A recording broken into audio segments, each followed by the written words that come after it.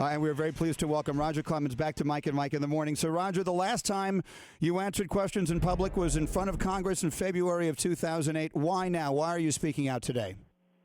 Well, I did answer questions there, and it was, I think I said in, that when I was done that, I enjoyed being up there, obviously under different circumstances in Washington. But, Greeny, the reason I'm coming out and speaking about this now is because I'm getting ready to go out of town out of the country for a week, and this is, we talked about it many times. It's been a game of piling on. Here, buddy, I'll take you. Let Mom. Hold on, guys. Roger, you still with us? I'll get you new pads. I'll take you to school in a minute. Hold on. Sorry about that, guy. That's okay. My little guy. Kid duty. I'm leaving. Deb and I are cutting out of town, out of the country for about a week. And, I was informed this book was coming out, and I thought, we ought to, be able to talk about it. This was great that I hired Gene and the Levitt Company, that they came in and said, you need to get your story out about all this garbage that's being said. And it's important to me to do that. I've seen excerpts of the book, and, they're completely false. What I've read and seen, the portions of it are completely false. And, guys, it's piling on. And, it's hurtful at times, but, I'm moving on. I'm trying to move on, and you address these here, not only locally here in my community in Houston, but abroad when I get out and I do my functions that I've normally been doing.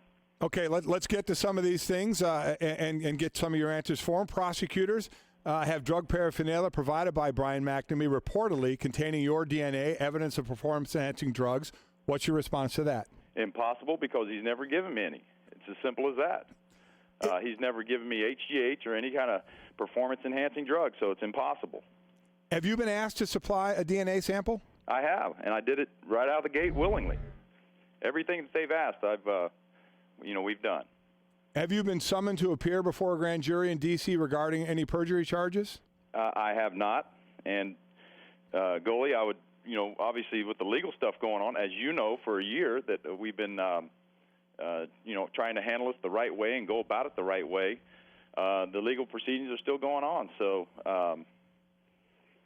guys, like I said, I'm trying to stay positive about it. I know I'm a public figure and so on and so forth, but I'm doing things I love to do. I'm getting out there and throwing BP to the kids, not only mine, but high school and other college kids, and doing things that I normally do was down in spring training and in Kissimmee and doing those things and just trying to live my life. I mean, I hear people saying that, you're not doing this or doing that, and really, I've been doing everything that I've normally been doing in different golf events and the things that I love to do, really. So, and a lot of it is going to come back out into the forefront with the release of this book today. We're talking to Roger Clemens, and you mentioned the legal proceedings.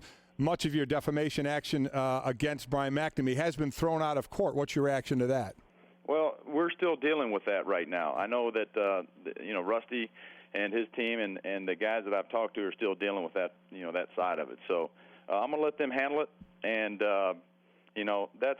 that's stuff that obviously that for me as the person that I am will drag me down. And I just want to stay positive and continue to go forward and get out there and be the person that I've always been. Keep my spirits high. And that's what I'm doing, guys. Roger Clemens with us on Mike and Mike in the Morning. So you mentioned that Brian McNamee, in your words, and let's just make sure it's clear and on the record again, never injected you with drugs, with HGH or steroids or anything like that. That's exactly right. He's never injected me with HGH or steroids. And, guys, let me just add to it. I mean, common sense. Our family has a history of heart conditions. My brother had a heart attack in his late 40s. My stepdad died of a heart attack. It would be suicidal for me to even think about taking any of these dangerous drugs. It goes against what I talk about to kids when I have a chance to talk to kids of all ages about it.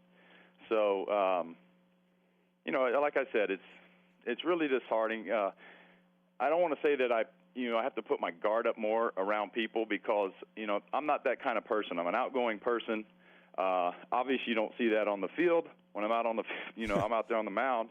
I'm out there working hard, and I'm not out there to make too many friends. But, again, I appreciate the time that I had to come on and talk about this book and, tell you my feelings about it. And, because I think I've taken some criticism by not coming out in times. That's another reason why it's great to have, Gene and them abroad because I've always wanted to talk about it and tell people my feelings and my stance on it.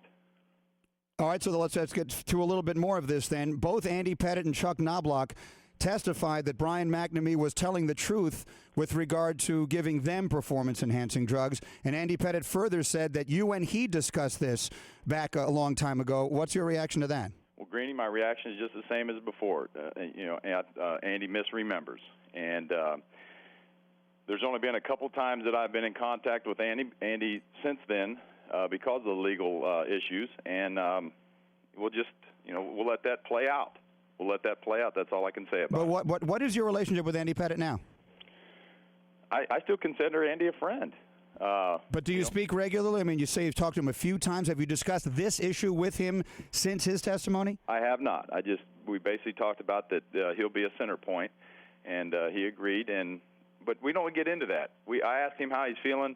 Go get him this year. Have a great year, and that's really the extent that our conversations have had. Okay, your former teammate Alex Rodriguez and certainly another very high-profile player, Manny Ramirez, both very much in the news in the last few months. A-Rod acknowledging using steroids, Manny Ramirez being suspended 50 games last week. What was your reaction to those two? Manny's situation, I don't know the exact details. I just heard I was actually in Corpus Christi watching my oldest, who was in AA. I got a phone call late last night. He's going back to Lancaster to A-ball out to California. So just rooting and cheering him on. But I was in Corpus and heard that news. And we have, what I can tell you is we have great testing. The testing program that we have set up in Major League Baseball is great. I can tell you a quick short story here. During the testing period, when my oldest was embarking on his professional career, I got a call that I was going to be tested that day. I asked the testing people to come to my house, to my own gym here in Houston to administer the test here. Yeah. So my own son could see how evasive it was. So we have great things in place in Major League Baseball. I think they're working. Obviously, they're working, and I think the program works. How about with regard to A-Rod, though? Rod, you was your teammate, and you obviously know him well. What was your reaction when he came out and admitted that he had used steroids? Well, I was sad. I saw a portion of the interview he did with Peter Gammons. I didn't see that he had another one, I guess, later in spring training when he came out. And, I just wish him the best. I'm glad he did. I think that I worry about, watching him. I knew Alex. I tried to root for him. Obviously, I came into it a little bit later with the half a season I played for the Yankees when I became teammates there. And I wish him the best. Tell him to move forward, continue to do what he's doing. But I hope none of the things that he took or anything like that, hurt his body to the point where it would hurt his career. This, again, is what I tell the young guys. Everywhere I've gone or I get the opportunity to speak to young kids or college kids, I take a lot of pride in telling those boys to get after it, do things the right way, take care of your body. And because I know how I did it. I know how hard I worked. And for some of that to come in question, of course it's hurtful. But it's not going to break my spirit, and I'm going to continue to root these guys on. I text a lot of my former teammates. We talk about mainly baseball and their performance and how they're feeling and keeping their confidence up. I think that was a big reason why I did so well in my career. So, I applaud it. I think the testing is solid. I've been tested many times. I got tested in the World Games, and I think somebody had an article there that said that I refused to test there. These are the things that continue to come out, Graney, that you just shake your head at, that are just so false. But I think I said it from the beginning, guys. How do you defend a negative other than what I get to do today? I get to speak out a little bit about it. And so how do you do that? I don't mean to interrupt, but Roger, I think most polls show that most people, most baseball fans, frankly, don't believe you. What do you say to them? How do you defend yourself against that? Well, all I can do is speak the truth and from my heart to them. That's all I can do. And I know what your polls say. I've been getting great responses everywhere I've gone in the cities that I've been to and that I travel to. And all I can do is be me and give them the message that I just told you about, that steroids are bad for these kids. You don't want to have anything to do with them, the way they tear your body down and things they do to you. But, again, I can't defend a negative. When you got somebody that's out there that is really just crawling up your back to make a buck, which is what this is, other than speaking out, Greeny, what else can you do? And I was basically listening to the advice of everyone to, stay somewhat quiet. I wanted to speak out, so it's great that I had the opportunity with this book coming out and the garbage that's in this book. I get the opportunity to do it a little bit today before I leave, so then, people don't say that, you didn't say anything and you just left. So. Right. And your stats clearly show that you stats-wise, could make it into the Hall of Fame. Do you expect to be voted into the Hall of Fame? The only thing, and that's a good question. A while back, I was upset about, obviously, the whole situation. It was hurtful. And, of course, the Hall of Fame is your final resting place for a player that has put the time in the Major League career that I have. I have a wonderful teammate that finally is getting to go in, which I'm so happy for, Jim Rice, this year. So, of course, but now you sidetracked me with my question about the Hall of Fame. Yeah, if you think you're going to get into the Hall, the way the voters are talking about it now, about not voting people in, do you think you'll get in? Obviously, I would love to get in, but I don't have any control over that. And all I can tell you is that look at you were talking about stats or something earlier. I think they speak for themselves of what I've been able to accomplish on the field. So there's no debate that you're a Hall of Famer, absent all the rest of that. Right. But you understand the way it works. How do you think voters should handle people who are connected? Let's say the guys who did test positive, for instance. How do you think voters should treat that with the Hall of Fame? I can't speak to that. All I can tell you is the number of writers that have gotten to know me over the years.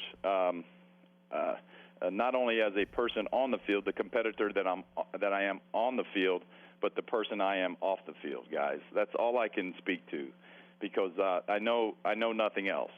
I know that how I was raised and how I was brought up to treat people, and I'll continue to do that. I think at one point a while back, your spirit was a little bit broken, but I don't think anybody cares about that. I want to get out there and continue to do the things that I've loved to do in the off season with my foundation and these kids, and working in my community, and showing up for friends of mine that are trying to raise money for charities when they count on you to be there.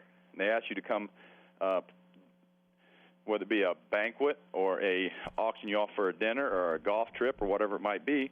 I enjoy doing those things because I know how difficult, having a foundation since 1991, it is to raise money for charities these days. And I love doing that. Right. And the last one, and unfortunately, we're running out of time here. Are you done playing? Hate to ask for a quick answer on that one. That's what the people asked me, are you officially retired? And I said, I've done it 3 times. Do I need to announce it again? And now that I hear that, I'm hearing rumblings, I think it's going to be a competition between myself and Brett Favre. So if he comes back again, then I'm going to get out on the streets and start hitting the pavement. So we'll see what happens. Roger Clemens, we were out of time here. Thank you for taking the time for us today. I have a suspicion we'll catch up with you down the road. Best of luck. Thanks, Roger. All right, guys. Thank you.